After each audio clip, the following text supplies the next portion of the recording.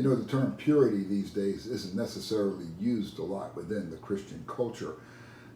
Maybe it should be, but maybe we're not looking at purity the way that the scriptures do. For example, it wasn't terribly long ago, maybe a generation or so, that the purity movement was rampant within the teen culture. Example, kids used to wear purity rings to signify the fact that they were going to be chaste before they got married. Great, great idea. But does that necessarily mean that they're pure? We sometimes confuse sexual activity with purity. True, they're connected, but it's not about the physical, and that's point number one. Purity is not just about the flesh.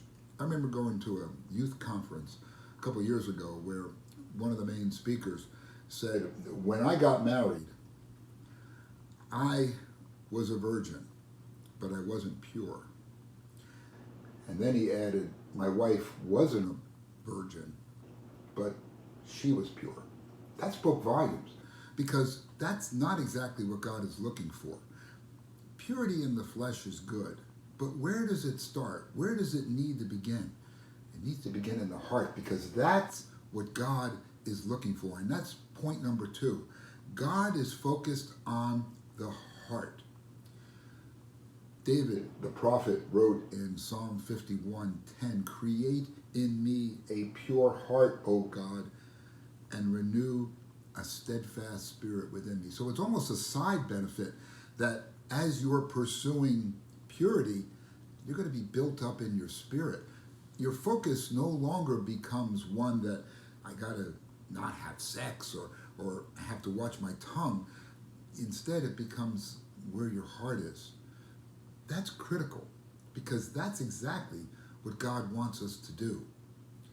Jesus himself said on the Sermon on the Mount, "Blessed are the pure in heart, for they will see God." See, again, God is looking at the heart.